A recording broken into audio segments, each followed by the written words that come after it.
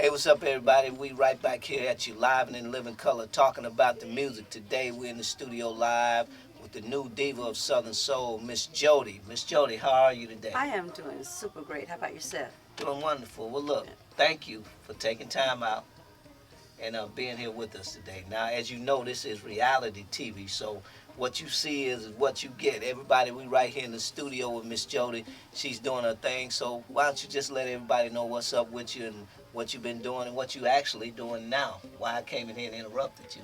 I'm on the clock, on your money.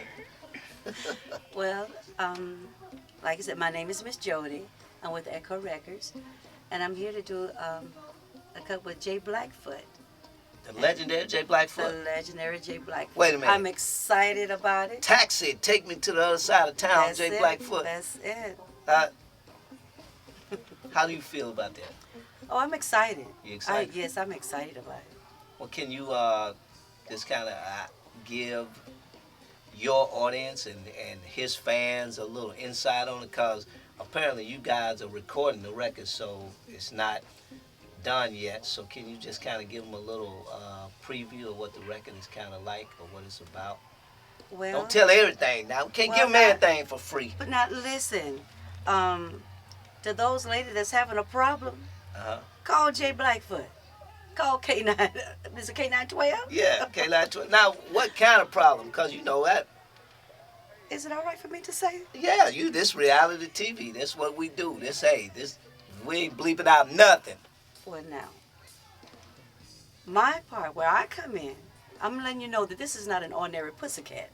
Huh? This is not an ordinary pussycat. Wait. And I'm going to tell you just what you need to do. What you and need? You call K912 and he's going to handle you. Oh, okay. So now let me get this right. If you having cat problems, you call K912, woof woof. That's it.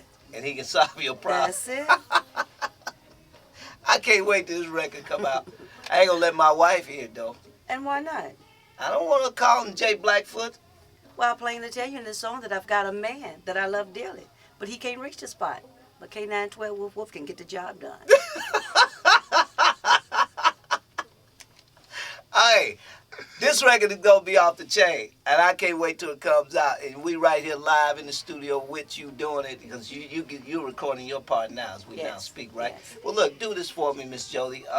Just let everybody know because I know I just recently met you, and I saw you in Houston, Texas, and you put on a great show. Thank you. And I told you that your song has been sticking in my head ever since then. Ever since I saw the show in Houston, and I hear it on WDIA and stuff. So how long have you actually been doing this? I've been doing this for 3 years. I'm in my 3rd year now. This is your 3rd year? Yes. Well, I mean actually doing it, what, professionally or traveling doing it, right? I've been doing this for 3 years. And you have an amazing show, 3 to be years. here just for only 3 years. And you're getting a lot of work because everywhere I go, I travel a lot. I see flyers and posters with Miss Jody on it. You're gonna be in the city, or you've already been there, whatever. And you seem to be gathering a big fan base now. Yes, things are going remarkably well for me, and I don't mind saying I've been blessed. But that's always a great thing to do. Always acknowledge the fact of where it comes from, and it comes from up there. Now let me ask you this: what were you doing then? You only been doing this 3 years, and it's obviously. It's obvious that you're not a teenager. No, You I was a look so- housewife. A housewife. I was being a housewife. And after I ended up being divorced, kids grown and gone, I said, it's time for me to do me. Hey, do your thing, and you doing it. I'm telling you. Oh, look, you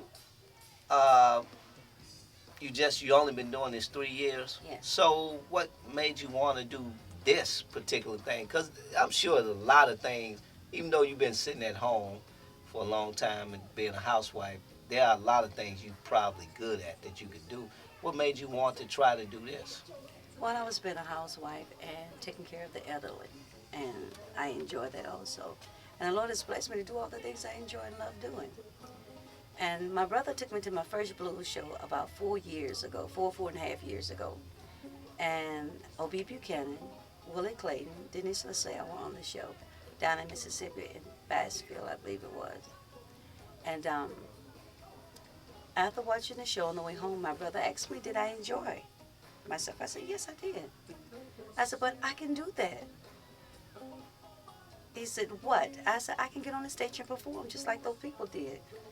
And I said, you know what? I'm going to do that. And he got a big laugh. That really tickled him. He didn't believe you. No, he didn't. So you got to laugh on him now. Yes. I mean, it's like one door right after another one's being opened for me. Like I said, and I thank God for it. I've been blessed. Well, you definitely, and I would say this to you honestly, you definitely have found favor in God, Yeah. because just for your record to be getting played on some of the major blues stations that play music that don't just normally grab new artists and add them in, and for you to be on some of the bigger blues shows that have been going on, because you were actually on the Blues Is All Right tour, did you? Done some Yes. dates on that tour. Yes. So- I've been on, well, every year so far. Yeah, when see that's a big tour. So in order for you to be able to do that, it would seem that God has definitely found Yeah. favor in you Yes, doing he has. what you do. Now let me ask you this: have you always sang? Yes. Or so you knew you could sing. You knew Yes. you could already Yes. sing. Yes. Okay. This is something I truly love and enjoy doing. Okay. So did you do like church or the Yes. gospel? Yes, I sung at churches, yes. Okay. Now let me, how do some of the church members feel about you now? Because you know you got a good show, but it's kind of out there. It ain't laid back. You know what I'm saying? You kind of do your thing, you know, and you get the guys involved. So how do they Well, feel actually, about it? they're proud of me. They're proud of me. They're proud of my success. Down in Bay Spring, Mississippi, which is where I'm from, we usually have an annual festival, town festival every year, around May, last of May or middle of June. Well, this year, I mean, there was, oh God, there was so many people, the church people and all, that came out to support me. And it made me really feel, I mean, I really felt warm inside. Like I said, I thank God for it. That's a beautiful thing. You know, I always tell people that music is an international language, and the young, old, white, black, Chinese, whatever you are, everybody loves music. And the death of Michael Jackson should, even though it was a tragic loss, but it should show everybody the impact that great music has on us as a world and as a society. And I just think, I'm glad you said that for the listeners, because, you know, we kind of need to get out of that stigma that, oh, if you singing gospel, you're cool, and you need to stay over here. If you're singing this kind of music, you're cool, but you need to get back over here. You know, and everybody just need to kind of enjoy it. You know, as long as it's good music and That's you're right. having fun I agree with and you. you're singing about positive things, Yeah. and your music actually makes people laugh. It makes Yeah. them feel good about coming to the show. It makes, I see couples, they're hugging and just getting into your show because you're singing about things that go on in everyday relationships, and that's a good thing. That's You know, a positive thing. I try to keep it on the real. And when my producer bring music to me, I said, as long as I can relate to it and apply it to my life, I said, I can deal with it. Right, right. And that's what I said. Ms Jody's known to tell it like it is and just keep it real. Well, so then, since you tell it like it is, that little thing you do in your show when you bring the young guys up on stage, and you know what you do. I ain't gonna tell the show, and then you keep it particular real. song, that particular song is I love it. Big Daddy, Don't You Come. Yeah. Ooh, Now, Marcus. B. now, Don't y'all take that the wrong way now. She talking about coming, walking. Come on, hurry it up. C-O-M-E. Run. Yeah, don't get Big your Daddy mind Don't out the Come. gutter. not until I call you anyway. Right. Don't come till I beg for you to come. Like, come on, right? That's what you talking about. Look, my producer. Is it all right if I tell them what I do in the show? Yeah, yeah, sure. Okay, this is usually my closing song, Big Daddy Don't You Come. And usually the people are all hyped and just waiting for that song. I know And it, especially I the called guy. me a Big Daddy out of the audience, and he come and get in the hot seat on the stage. And I asked him, is it all right for me to ride him? Usually they say, well, no, always they say yes, or what are you waiting on, bring it on. And then I asked him, if while I am straddling him and I am riding him, and my cat accidentally strokes his leg, would it be a problem? Your pet cat. You talking to the little one that you carry around with. Okay, I got you. I got feel you. The one that rub up on your leg. Meow, brother. Okay, I got you. I feel you. And then he said, no, it won't be a problem. Then I asked him, if while I'm straddling you and I am riding you and my cat accidentally strokes your leg, are you going to give it back to me? Or will you just pick it up and run off with it, huh? Keep the pet cat, take it on home, put it up in the cage. And then And then that's when I do my thing.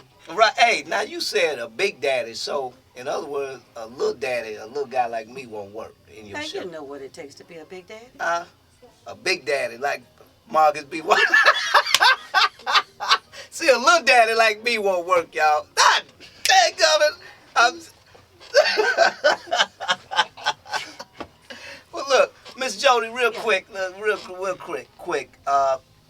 You've been singing all your life, basically, but you just got into the industry as a professional blues artist. Who are some of your musical influences? Oh, Denise LaSalle. Trapped by this thing called love. Yes, Lord.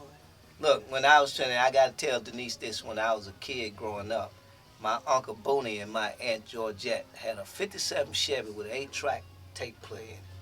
And they used to play Denise LaSalle every Saturday. We'd be out in the yard running around playing. And my uncle would put Denise LaSalle in and Trapped by this thing called love. And he'd be out there just cutting up off of it. So that has always been a big favorite of mine. So, who else? God, there are just so many of them. I love Wilson Pickett. I love Otis Reddy. I love Lord O.B. Buchanan. I love Johnny Taylor. Like I said, there are just so many of them. You naming a lot of men. So you, Denise. Listen, Betty Wright is my girl now. All Don't right, get me wrong. yeah, Betty Wright. Peggy Scott Adams. Yes. Okay, well, you just kind of just got a variety of things in it. Yes. And I can tell that OB is one of your favorites because opposite of your show, OB, you kind of the opposite of the OB Buchanan show. Well, to be honest with you, a lot of people call me the female version of Marvin Cease. Really? Yes. Back in the day? No, I guess simply because he called himself Mr. Jody. Oh. I'm Miss Right, Jody. you Miss Jody. Okay. Well, look. And anything that your woman won't do, call 911. Call Miss Jody. Jody. And I will come Jody on the spot. Did you write the number down, B? You got Look, hey, well, look, we thank you. It's a pleasure having you here with us. Mine. And we're going to let you get back to work so I can quit riding on y'all clock. All right. Okay? And thank you again. Ladies and gentlemen, you heard it right here from Miss Jody.